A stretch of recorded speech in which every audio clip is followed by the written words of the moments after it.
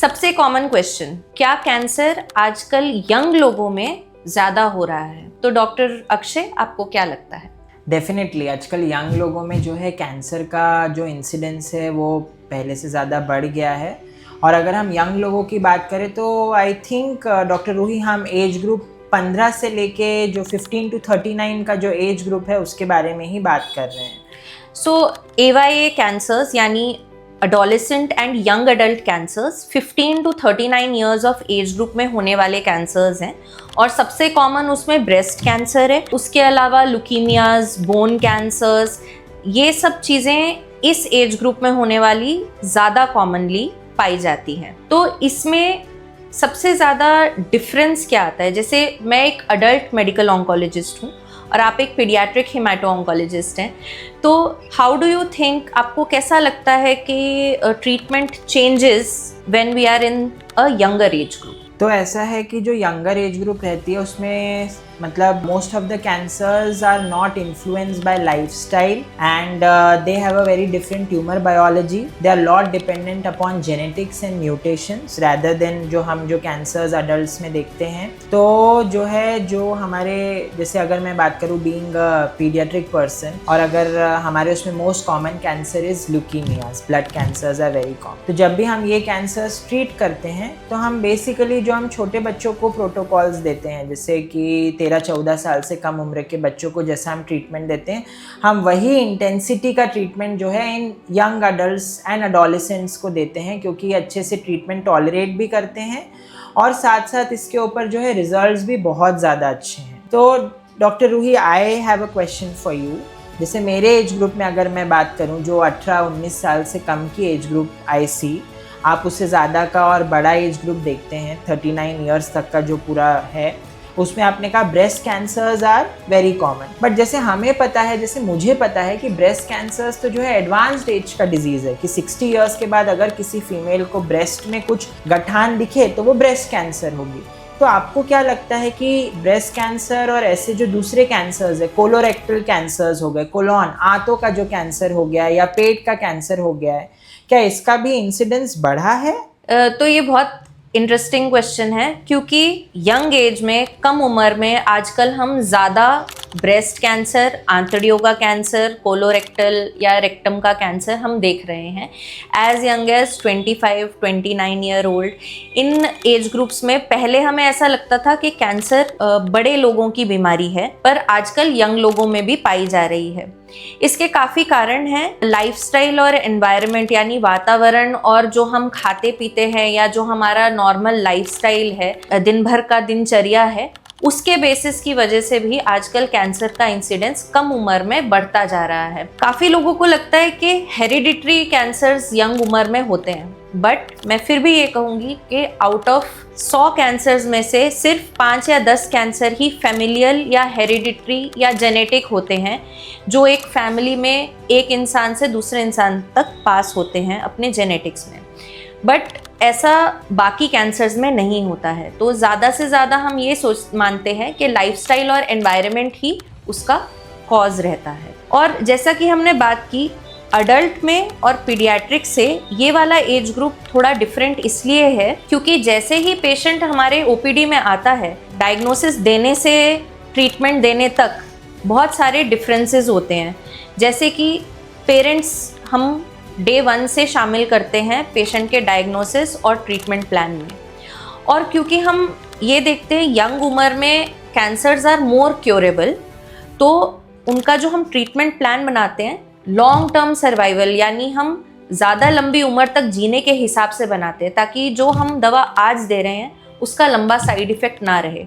इन सब पहलुओं के बारे में आप थोड़ा सा और बताइए। तो आई थिंक ये काफ़ी इम्पॉर्टेंट पॉइंट आपने रेज़ किया है कि जब भी हम बात करते हैं पीडियाट्रिक कैंसर्स की या एडोलेसेंट यंग अडल्ट कैंसर्स की, क्योंकि आज तो हम लोग adolescent and young adult cancers की बात कर रहे हैं, तो इसमें अगर पेशेंट, जैसे आपने कहा कि क्योर रेट्स बहुत अच्छे हैं और जो है पेशेंट ठीक हो जाता है, फुल्ली क्योरेबल, और उसके सामने उसका पूरा जीवन रहता है। अगर वही हम किसी 70 या 80 साल के मरीज़ की बात करें तो वो ठीक भी हो जाए तो जो नेचुरल लाइफ स्पैन है वही बहुत लिमिटेड रहता है। तो ऐसे में जब हम बात करते हैं, we talk about long term follow up, that is survivorship. तो सर्वाइवरशिप में कुछ कुछ चीज़ें आती हैं, जैसे जितनी भी मेडिसिन हम देते हैं कैंसर के लिए, कहीं ना कहीं इनके लॉन्ग टर्म साइड इफ़ेक्ट्स हो सकते हैं। जैसे ग्रोथ के ऊपर, मतलब विकास जो होता है बढ़ने में साइड इफ़ेक्ट्स हो सकते हैं, हड्डियों के ऊपर साइड इफ़ेक्ट्स हो सकते हैं, कुछ कुछ दवाइयाँ आगे चल के जो है दिल के ऊपर असर डालती हैं, कुछ कुछ। बहुत बार मुझे ये कॉमन क्वेश्चन ज़रूर पूछा जाता है, क्योंकि यंग पेशेंट्स हैं तो ऑब्वियसली पूछेंगे, सर क्या मेरी शादी हो पाएगी, सर क्या मैं बच्चे पैदा कर सकूंगा या कर सकूंगी। ये उनका सबसे बड़ा सवाल रहता है कि चलो ठीक तो मैं हो जाऊंगा या हो जाऊंगी, लेकिन आगे के लिए क्या। तो फर्टिलिटी प्रिजर्वेशन भी जो है एक बहुत ही इंपॉर्टेंट एस्पेक्ट होता है, जो हम ट्रीटमेंट शुरू करने से पहले ही डिस्कस करते हैं। और I think you will also agree with me कि जो है ये ऑप्शन हम पहले ही अपने पेशेंट्स को दे देते हैं, चाहे वो लड़का हो या लड़की हो, इस उम्र के फर्टिलिटी प्रिजर्वेशन का। तो ये एक बहुत अच्छा पॉइंट है, बिकॉज अभी रिसेंटली मेरी एक 27 ईयर ओल्ड पेशेंट, 27 साल की पेशेंट थी, क्रॉनिक माइलॉइड लुकीमिया है उसको। वी नो कि क्रॉनिक माइलॉइड लुकीमिया में ट्रीटमेंट के साथ अपनी नॉर्मल ज़िंदगी, अपनी नॉर्मल लाइफ स्पैन जी सकते हैं। तो वो 2 साल से ट्रीटमेंट ले रही है, और उसने अभी 1-2 महीने से ट्रीटमेंट नहीं लिया था। तो उसने मुझसे पूछा कि वो शादीशुदा है, उसके 2 बच्चे हैं, तो वो मुझसे पूछ रही थी कि हम तीसरा बच्चा करना चाहते हैं, तो क्या हम कर सकते हैं, कैसे कर सकते हैं। वो बहुत डरी हुई सी थी और वो ढंग से पूछ भी नहीं पा रही थी। वो और उसका हस्बैंड बैठे हुए थे। तो मैंने उनको वही बोला कि अगर आप बच्चे करना चाहते हो आगे, तो बिल्कुल पॉसिबल है। उसके कुछ कायदे कानून आपको फॉलो करने पड़ेंगे कि दवाई कितनी रेगुलरली लेनी है, रिपोर्ट कितनी रेगुलरली करानी है, बीमारी कितनी कंट्रोल में है। ये सारी चीज़ें देखते हुए हम दवा बंद करके बच्चा ट्राई करने के लिए आपको टाइम दे सकते हैं। तो ऐसा नहीं है कि आप अपनी नॉर्मल लाइफ नहीं जी सकते हो, विच इंक्लूड्स शादी करना, बच्चे करना और आगे अपनी नॉर्मल पारिवारिक ज़िंदगी जीना। तो ये सब चीज़ें बहुत इंपॉर्टेंट रहती हैं, जो हम डायग्नोसिस के टाइम पे ही, यानी ट्रीटमेंट चालू करने से पहले ही पेशेंट्स के साथ डिस्कस करते हैं। सिमिलरली मेल्स में जो टेस्टिकुलर कैंसर होता है, यानी शुक्रपिंड का कैंसर होता है, उससे भी हम सबसे पहले पेशेंट्स के स्पर्म काउंट चेक कराते हैं, क्योंकि ये 15 से 20 साल की उम्र में होने वाला कैंसर है। That is the most common age group. उसके बाद पेशेंट की शादी होनी है, दे क्योर तो वो हो जाते हैं, पेशेंट की शादी होनी है, आगे बच्चे करने हैं, तो सबसे पहले हम उनकी फर्टिलिटी चेक कराते हैं, स्पर्म काउंट चेक कराते हैं, और उसके बारे में उनको काउंसल करते हैं कि आगे क्या ऑप्शंस रहेंगे, कितना फर्टिलिटी पे इफ़ेक्ट रहता है, दवा का भी, बीमारी का भी, और आगे जाके वो अपनी नॉर्मल ज़िंदगी कैसे जी पाएंगे। तो आपके साथ तो रेगुलरली ऐसा होता होगा, क्योंकि पीडियाट्रिक पेशेंट्स में ना ही पेशेंट बल्कि उनके पेरेंट्स के भी काफ़ी सवाल रहते होंगे।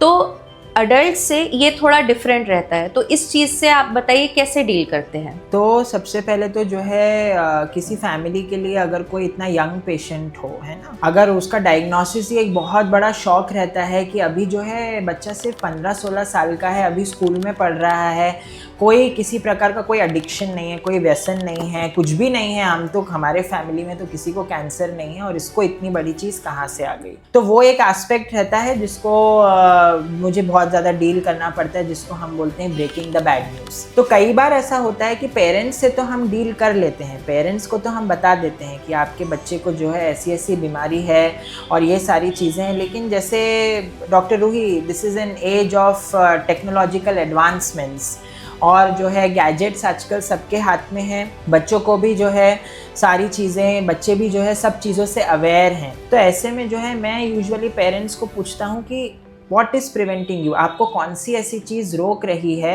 मैं उनका समझ सकता हूँ कि उनके मन में खुद बहुत सवाल रहते हैं और डर रहता है कि बच्चा उस चीज़ को कैसे लेगा कि उसको इतनी बड़ी बीमारी है। लेकिन टीनेजर्स से जब हम डील करते हैं तो मैं पेरेंट्स को एक चीज़ ज़रूर पूछता हूँ कि आपको क्या चीज़ रोक रही है जो हम बच्चे को ये सब नहीं बता सकते हैं, क्योंकि कभी ना कभी जो है बच्चे को पता पड़ेगा।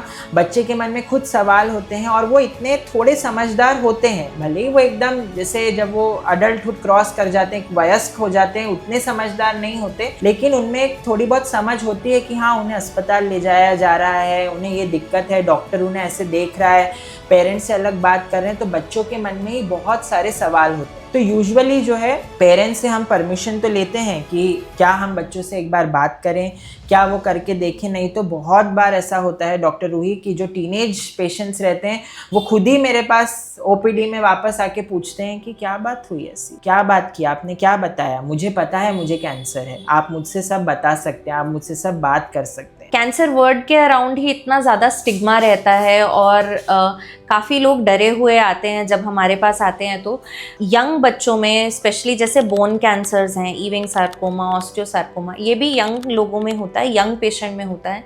तो जैसा कि आप बता रहे हैं, मेरे पास एक 25 साल का लड़का है, ही इज़ स्टेज 4 ईविंग सार्कोमा। तो वो खुद ही आता है मुझसे पूछने कि मैडम ये मैं देख के आया हूँ, इसकी मुझे बताइए कि कैसे हम ट्रीटमेंट करेंगे। और उनके जो पेरेंट्स रहते हैं वो साथ में बैठ के सुन रहे होते हैं सब कुछ। तो यू आर राइट, आजकल टेक्नोलॉजी का काफ़ी एडवांस हो गया है, तो young adults are very well aware, उनको काफ़ी पता रहता है और वो सब गूगल करके आते हैं। तो ये एक कॉन्वर्सेशन है जो मैं अपने पेशेंट्स के साथ ज़रूर करती हूँ कि आप एक कैंसर के डॉक्टर के पास आए हैं, कैंसर के हॉस्पिटल में, कैंसर के वार्ड में रह के आप ट्रीटमेंट लेंगे, तो आपको कभी ना कभी तो बताना ही पड़ेगा, क्योंकि पेशेंट को पता चल जाता है। तो ऐसा आपको या तो अपने तरीके से या हमारी हेल्प के साथ उनको थोड़ा तो सेंसिटाइज करना ही पड़ेगा कि इनको कुछ बीमारी है जिसके लिए इनको रेगुलर ट्रीटमेंट लेना है और रेगुलर ट्रीटमेंट के लिए आना है। और ये जो एडोलेसेंट और यंग अडल्ट वाला जो एज ग्रुप है 15 to 39 ईयर्स, ये इसमें काफ़ी चैलेंजिंग रहता है, but we are able to do that with the help of parents, family and multidisciplinary tumour boards.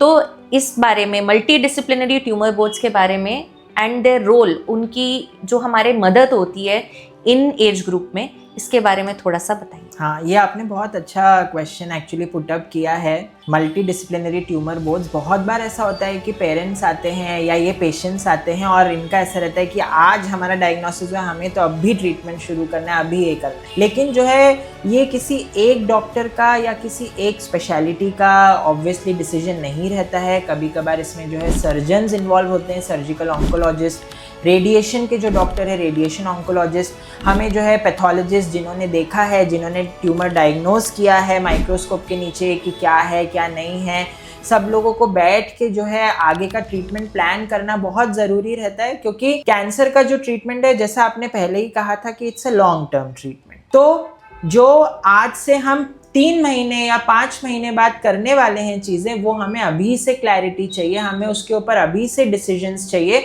कि आज से 3 से 5 महीने बाद क्या क्या होना है, क्या क्या कर सकते हैं। ट्रीटमेंट में कुछ भी इफ्स एंड बट्स नहीं रहते हैं कि हाँ ठीक है शुरू कर देते हैं, 1 महीने बाद देखेंगे।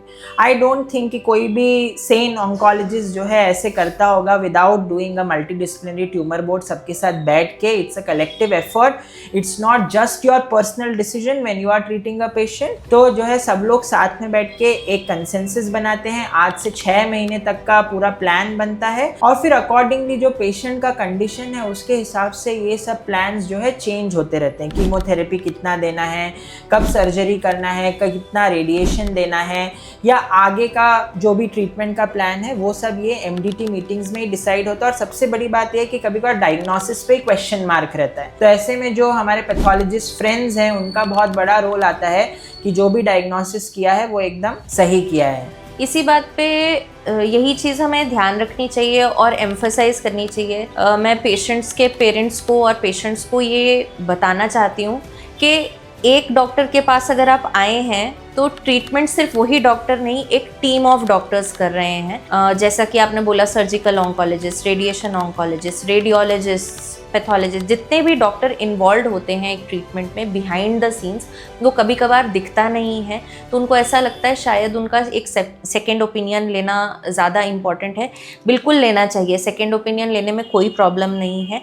बट किसी भी डॉक्टर के पास आप जाते हैं तो जो ट्रीटमेंट प्लान है वो सिर्फ उन्हीं का नहीं, एक पूरी टीम ऑफ डॉक्टर्स का उस पेशेंट के लिए, उस डिज़ीज़ के लिए बेस्ट प्लान जो रहता है, बेस्ट आउटकम जिससे मिले, जिससे सबसे ज़्यादा लंबा क्योर हमें मिले, हम वही करते हैं। तो जैसे इसी बात से मुझे अपने एक पेशेंट याद आई। She is a 17-year-old girl, आपको पता ही होगा, वी हैड डिस्कस्ड, एंड जो है multiple lines of therapy, even sarcoma she had failed, और हम लोगों ने जो है अच्छा खासा ट्यूमर बोर्ड डिस्कशन किया था, and then we chalked out a treatment. हमने एक ट्रीटमेंट प्लान बनाया कि वापस से कीमोथेरेपी देंगे, रेडिएशन देंगे, एंड लकीली उसका आज मतलब रिजल्ट ये है कि that girl, she is 18 years old and she is doing well by the grace of God and obviously by the grace of the entire team जो हमने डिसीजन किए थे। तो MDT मीटिंग का मतलब जैसा आपने कहा, it is very very important.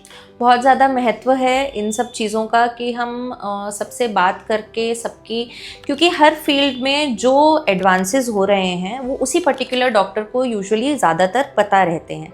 तो अपने कोलीग से बात करना और उनसे पूछना कि कोई नया एडवांस या नया टेक्नोलॉजी तो नहीं आया है जिससे हम पेशेंट को एक better survival, better life, better quality of life दे पाएँ आगे चल के।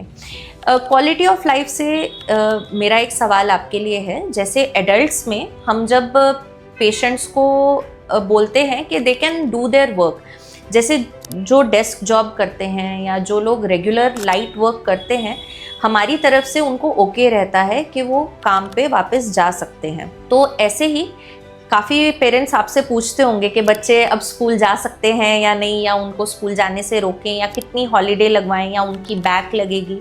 तो इन सब क्वेश्चन से आप कैसे डील करते हैं?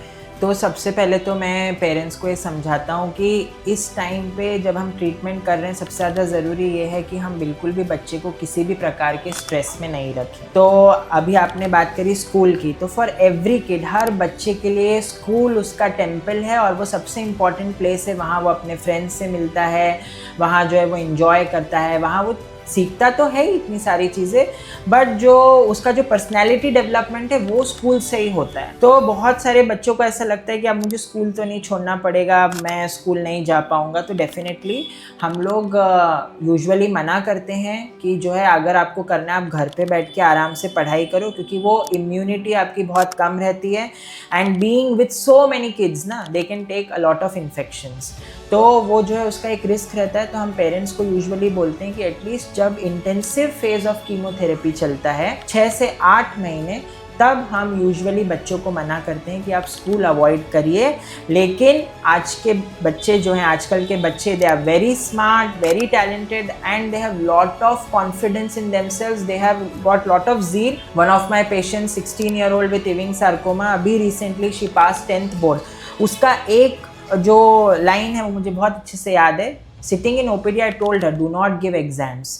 मैंने उसको बोला एग्जाम मत दो, स्ट्रेस मत लो, 10th बोर्ड है, ठीक है, वापस आ जाएगा साल, लेकिन एक बार ट्रीटमेंट में कुछ गड़बड़ हुआ तो फिर वो दिक्कत हो जाएगी। उसने मुझे कहा, सर आप तो डॉक्टर हैं, आपको तो ये अच्छे से समझना चाहिए कि एग्जाम्स कितनी इंपॉर्टेंट है। And I was speechless. और उस लड़की ने एग्जाम लिखा, उसने अपना 10th बोर्ड पास किया, घर पे बैठ के उसने पढ़ाई करी, स्कूल का भी सपोर्ट था। स्कूल को तो ऑलरेडी हम सब कुछ नोटिफाई कर ही देते हैं कि ये डिजीज़ है, उसको अलग से बिठा के जो है स्कूल ने अलाउ किया एग्ज़ाम देने के लिए। एंड व्हाट मतलब I think I was the happiest person कि मेरा पेशेंट जो है वो 10th बोर्ड पास हुआ है while on treatment। मतलब she was battling, going through chemotherapy and radiation therapy।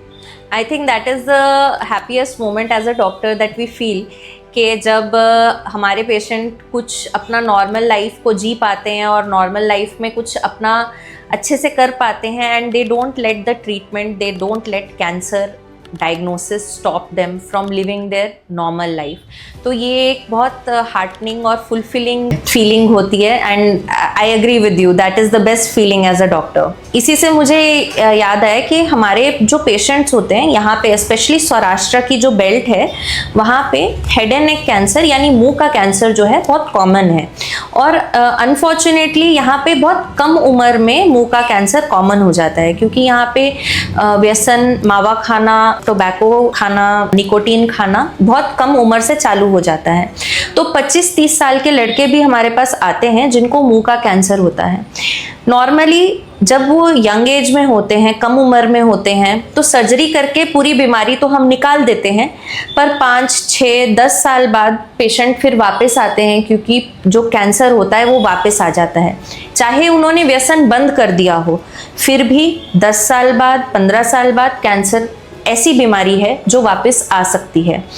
तो ऐसे काफ़ी पेशेंट्स को हम देखते हैं जिनकी उम्र अभी 45 है, पर जब वो 25-30 साल के थे तब उनको कैंसर था, जो कि पूरी तरह से हमने क्योर कर दिया था। 5 से 10 साल वो अपनी लाइफ बहुत अच्छी तरीके से जीते हैं, फिर वापस कैंसर आ जाता है, तो उनको ऐसा लगता है कि अब एक बार कैंसर वापस आया तो हम आगे क्या करेंगे।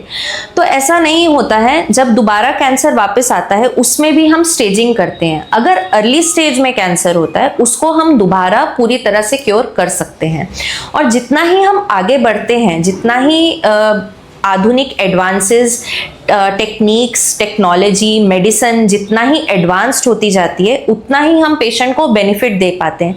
जैसे कि 5 साल पहले तक हमारे पास इम्यूनोथेरेपी करके जो ड्रग है, मेडिसिन है, वो पहले नहीं थी। अभी हम उस चीज़ का लाभ इन पेशेंट्स में दे पा रहे हैं, तो उनको हम पूरी तरह से क्योर कर पा रहे हैं, बीमारी को बहुत अच्छा रिजल्ट दे पा रहे हैं, और सबसे बड़ी बात, उनको एक बहुत अच्छी क्वालिटी ऑफ लाइफ दे पा रहे हैं।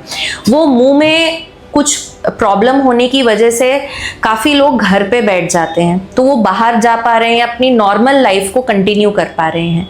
तो एक कैंसर डॉक्टर के लिए सिर्फ ट्रीटमेंट ही नहीं, उनकी क्वालिटी ऑफ लाइफ, पेशेंट की quality of life is also very important. बहुत महत्वपूर्ण है कि हमारा पेशेंट बिल्कुल सर उठा के कॉन्फिडेंस के साथ बाहर जा सके और अपना काम खुद कर सके। तो इससे मुझे एक और बात ध्यान आई कि बहुत सारे पेशेंट्स को जो है ये डर रहता है कि उनके जो है ट्रीटमेंट के दौरान बाल चले जाएंगे। तो मैं यही बोलता हूँ कि do not let cancer define your personality. बाल जाना या बाल झड़ना हमें पता है कि ट्रीटमेंट का एक साइड इफ़ेक्ट है, एंड जो है वापस से जब आप ट्रीटमेंट ख़त्म कर देते हैं तो जो है वापस से I think most of them they regrow their hair और इतना प्रॉब्लम नहीं रहता है। लेकिन ऐसे बहुत पेशेंट्स हैं, लाइक एक पेशेंट मैंने आपसे डिस्कस किया था, एक ओवेरियन ट्यूमर की एक पेशेंट है, उसने ट्रीटमेंट सिर्फ इसीलिए बंद किया था क्योंकि उसके बाल झड़ने लगे थे, and she loved her hair a lot. उसे अपने बाल बहुत पसंद थे। तो आपको क्या लगता है ऐसे ट्रीटमेंट में क्या क्या चैलेंजेस आते हैं, पर्टिकुलरली इस एज ग्रुप में, क्योंकि इस समय जो है इमेज कॉन्शियसनेस बहुत ज़्यादा रहती है, बॉडी को लेके भी बहुत ज़्यादा वो रहता है कि मैं ऐसा दिखना चाहिए, मैं ऐसे दिखनी चाहिए, और वो एज आपको पता है टीनेज और यंग अडल्ट्स वाला एज कैसा रहता है। एक बहुत कॉमन एज है फॉर सोशल स्टिग्मास और इमेज रिलेटेड इश्यूज, और ये एक बहुत कॉमन चीज़ है जो मैं रेगुलरली ओपीडी में देखती हूँ। तो जो यंग लोग होते हैं, अभी I have a nasopharyngeal carcinoma का one patient who is around 20 in his early 20s, और सबसे पहला क्वेश्चन उसका यही था कि कीमोथेरेपी से मेरे बाल तो नहीं जाएंगे। तो आई वुड लाइक टू से सब कीमोथेरेपी से बाल नहीं जाते हैं। सबसे पहला तो ये बहुत बड़ा मिसकंसेप्शन है। Every chemotherapy doesn't cause hair loss. सब कीमोथेरेपी से बाल नहीं झड़ते हैं। कुछ कीमोथेरेपी ऐसी भी होती हैं जिनसे बाल हल्के होते हैं पर पूरी तरह चले नहीं जाते हैं।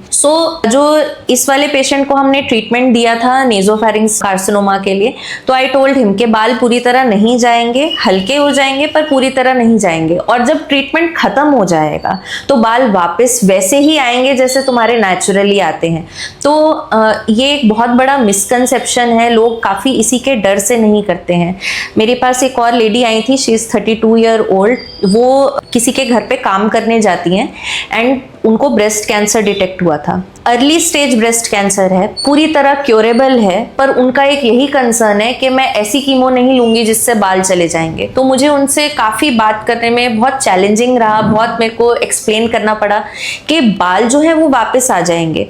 सबसे इम्पॉर्टेंट बात, हमें इनको जज नहीं करना चाहिए। जैसे एक जो पेशेंट है उनकी रोजी रोटी है बाहर जाके काम करना, और अगर उस चीज़ में उनको कॉन्फिडेंस नहीं आ रहा है तो एज अ डॉक्टर हमें जजमेंट नहीं रखनी चाहिए उसकी, और हमें बिल्कुल सिंपथाइज करके, एम्पथाइज करके उनसे ऐसे बात करनी चाहिए, क्योंकि ये उनके लिए एक बहुत महत्वपूर्ण बात है। हमारे लिए शायद इतना महत्व ना देती हो, क्योंकि हम एक कैंसर का ट्रीटमेंट और क्योर के बारे में सोच रहे हैं, पर उनके लिए उनके बाल बहुत ज़्यादा महत्वपूर्ण हैं। तो हमें बिल्कुल उनको सीरियसली लेके, इस मैटर को सीरियसली लेके बिल्कुल अच्छे से एक्सप्लेन करना चाहिए। जो कि जब मैंने उनको बताया कि बाल जाएंगे पर वापस आ जाएंगे, तो उनको एक्सेप्ट करने में थोड़ी डिफ़िकल्टी हुई, पर उन्होंने बात को एक्सेप्ट किया, क्योंकि क्योर इज़ इम्पॉर्टेंट। अगर हम वो अभी डर की वजह से बीमारी को ट्रीट नहीं करेंगी तो बाद में बीमारी बढ़ जाएगी, उसके बाद फिर हमारे हाथ बंद जाएंगे, फिर हम, ऐसा हो सकता है फिर हम क्योर ना कर पाएँ। तो इन सब चीज़ों के लिए हम पेशेंट से बात करते हैं, पूरी तरह उनको हिम्मत देने की कोशिश करते हैं अपनी तरफ से कि बाल वापस आ जाएंगे, जो साइड इफ़ेक्ट होंगे वो इतने नहीं होंगे, और कीमोथेरेपी ही बेस्ट ट्रीटमेंट है उनके लिए। इससे मतलब अगर और भी हम इससे रिलेटेड चीज़ें सोचें कि जो है बाल झड़ना एक वन एस्पेक्ट है, और जो इस एज के जो लोग रहते हैं, some of them are dependent population, वो अपने पेरेंट्स के ऊपर डिपेंडेंट रहते हैं, and most of them they have just started their families, या अभी अभी जो है कमाना शुरू किया है और अपनी फैमिली की रिस्पॉन्सिबिलिटीज़ अपने जो है कंधों पे लेना अभी शुरू किया है, एंड सडनली एक ऐसा डेवास्टेटिंग न्यूज़ आ जाता है कि यू हैव गॉट कैंसर। तो आपने अभी जस्ट कहा था कि जो है लाइट डेस्क जॉब कर सकते हैं और ये कर सकते हैं, तो इसमें आपका क्या अप्रोच रहता है? अगर आपका पेशेंट आपको ये पूछता है कि सपोज़ मैं जो है IT मल्टीनेशनल कंपनी में जो है 10 आवर्स का जॉब करता हूँ, और अब क्या मुझे सब कुछ छोड़ देना पड़ेगा, या जो है अब मैं कुछ नहीं कर सकता हूँ, तो इस चीज़ को आप कैसे डील करते हैं? तो ये एक बहुत इंपॉर्टेंट क्वेश्चन है, बिकॉज बहुत सारे पेशेंट्स हमें यही पूछते हैं कि वो अकेले ऐसे फैमिली मेम्बर हैं जो कमा रहे हैं, जो अपनी फैमिली को पूरी तरीके से सपोर्ट कर रहे हैं, तो अगर उनको ट्रीटमेंट लेना पड़ेगा, जिस समय के लिए वो हॉस्पिटल में है उस समय के लिए वो कमा नहीं पा रहे हैं और फैमिली को सपोर्ट नहीं कर पा रहे हैं, तो फिर इस सिचुएशन में हमें क्या करना चाहिए? तो उनसे मैं डिस्कस करती हूँ कि हमारे पास क्या ट्रीटमेंट ऑप्शंस रहते हैं, कितनी बार आना पड़ता है हॉस्पिटल में, कितनी देर रहना पड़ता है, उनके शेड्यूल के अकॉर्डिंगली। जैसे अगर उनको सैटरडे संडे हॉलीडे होती है तो सैटरडे क्या वो कीमो ले सकते हैं या नहीं, उस हिसाब से हमारे पास टारगेट थेरेपी और इम्यूनोथेरेपी जो लेटेस्ट मेडिसिन है उनके साइड इफ़ेक्ट काफ़ी कम रहते हैं कंपेयर टू कन्वेंशनल कीमोथेरेपी। तो अगर हम वो चीज़ ऑफ़र कर पाते हैं उनको तो वो भी उनके लिए बेनिफिशियल रहती है। जैसे कि मेरे एक पेशेंट हैं, उनको स्टेज 4 इविंग्स कार्सिनोमा है, एंड वो अभी टारगेटेड थेरेपी पे हैं जो एक टैबलेट है। तो टैबलेट लेने के साथ साथ वो काम पे जा पा रहे हैं, and he is able to do his job. वो single earning member of the family है, और वो बिल्कुल अपना ट्रीटमेंट में भी बिल्कुल कोई परहेज़ नहीं करते हैं। सैटरडे को वो फॉलोअप के लिए आते हैं ताकि उनका काम पे टाइम मिस ना हो, और बिल्कुल टाइम पे फॉलोअप पे आते हैं और दवाई भी बिल्कुल अच्छे से लेते हैं। तो he is able to carry on his job. ऐसे काफ़ी पेशेंट्स हैं जो शायद ये नहीं कर पाते होंगे। तो ये एक कॉन्वर्सेशन है जो हम अपने पेशेंट्स के साथ ट्राई करते हैं कि बिल्कुल एक ट्रांसपेरेंट वे में, ऑनेस्ट वे में करें, ताकि हमारे क्या ऑप्शंस हैं और उनके लिए क्या बेस्ट रहेगा उसको हम टेलर मेड करते हैं। इसी चीज़ को प्रिसीजन ऑन्कोलॉजी भी कहते हैं। तो आजकल हम ट्रीटमेंट सिर्फ किसी कैंसर का नहीं कर रहे हैं, हर एक पेशेंट की उसके लिए बीमारी और उसके लिए क्या ट्रीटमेंट बेस्ट रहेगा, including social factors, occupational factors, और इन सब चीज़ों को लेते दिमाग में रखते हुए भी आगे देखते हैं। ये आपने बहुत ही अच्छी बात बताई। Precision oncology, I think it is the way forward, और ये फ्यूचर है। फ्यूचर क्या, this is the present which we are living in cancer treatment का। एंड इससे एक बात और आती है कि फैमिली सपोर्ट कितना इम्पॉर्टेंट रहता है इस एज ग्रुप में, जो ये पेशेंट्स जिन्हें कैंसर डायग्नोज होता है। तो it takes a village. Family support or moral support is extremely important for cancer patients, and I think as doctors we also play a very crucial role in this. तो patient जब आए तो हम उनसे प्यार से हंस के बात करें, बिना जजमेंट के, और सारा कुछ एक्सप्लेन कर पाएँ। उनकी फैमिली का सपोर्ट, उनके साथ मॉरल सपोर्ट रहता है तो थोड़ा एक मेंटल स्ट्रेंथ उनकी बनी रहती है। बट ये क्वेश्चन मैं आपसे पूछना चाहूँगी, बिकॉज बच्चों के साथ I am sure you face more challenges, because उस एज ग्रुप में इतना समझ में भी नहीं आता है, और पेरेंट्स को एक समझाना, कई पेरेंट्स के वो इकलौते बच्चे होते हैं, तो उनको ऐसे समझाना या फिर उनके साथ बात करना. तो what are the problems that you face while counselling such patients? So the very first problem which I face in my patients, वो एक बहुत बड़ा क्वेश्चन मार्क जो पूरे फैमिली के उस पर रहता है कि बच्चे को कैंसर हुआ तो हुआ कैसे. बट जैसा हमें पता है कि most of the paediatric cancers जो हैं उनका कॉज अभी भी हमें नहीं पता है, और it is an area of research कि क्यों हो रहे हैं पीडियाट्रिक कैंसर्स या क्या है. कुछ का तो रीज़न है हमारे पास, जेनेटिक हो गया, हेरिडिटरी फैक्टर्स हो गया, but still the numbers are very small. लेकिन मैक्सिमम का we do not know the reason. और इसके बाद जो सेकंड जो डिफ़िकल्टी जो मैं फ़ेस करता हूँ वो यही फ़ेस करता हूँ, क्या हमारा बच्चा ठीक हो जाएगा. क्योंकि लोगों को लगता है कि it is a death sentence, but it is not, because we have got sophisticated treatments. And जो पीडियाट्रिक कैंसर्स है या जो adolescent cancers है, they still perform better as compared to the adult cancers. मतलब उनका जो क्योर रेट है, जो सक्सेस रेट है, वो फिर भी बेटर है अपने जो अडल्ट कैंसर्स है उससे. तो उनको यही समझाया जाता है कि ट्रीटमेंट लेना बहुत ज़रूरी है. प्रॉब्लम क्या आती है, ये जो एज ग्रुप रहता है 15 से 18, यहाँ पे खुद ही पेशेंट इतना अडामंट रहता है कि वो रूम से बाहर ही नहीं निकलेगा, ट्रीटमेंट नहीं कराएगा, कितना भी हाथ पैर जोड़ लो, कुछ भी जोड़ लो. तो अल्टीमेटली ऐसे में ये इम्पॉर्टेंट रहता है कि उस बच्चे को समझाना उससे बहुत प्यार से, and it takes a lot of empathy कि जो है कि ठीक हो जाओगे और हम आपके साथ आपकी जर्नी में आपका हाथ पकड़ के पूरे टाइम हैं. तो जो है आपको घबराना नहीं है, और जैसा है ट्रीटमेंट उस पर सबसे ज़्यादा ज़रूरी है भरोसा रखना, विश्वास रखना जो डॉक्टर आपको ट्रीट कर रहा है और जो ट्रीटमेंट आपको चल रहा है. And we should always be open to questions. Family का कोई क्वेश्चन हो या जो है पेशेंट अगर आपसे कोई क्वेश्चन कर रहा हो कि ऐसा कुछ हो रहा है, वैसा कुछ हो रहा है, या क्या हो सकता है आगे, तो you should be able to answer all their queries with satisfaction. ये एक बहुत इम्पॉर्टेंट पॉइंट है जो कि मैं अपनी प्रैक्टिस में बहुत स्ट्रांगली बिलीव करती हूँ. काफ़ी बार पेशेंट्स और पेशेंट्स के अटेंडर्स जो रिलेटिव्स हैं वो बहुत सारे क्वेश्चंस के साथ आते हैं. आजकल तो चैट जीपीटी के प्रिंटआउट्स भी लेके आते हैं और गूगल फॉर्म सब कुछ लेके आते हैं. तो उसमें हमें एज डॉक्टर्स अपनी पेशेंस लूज़ नहीं करनी चाहिए.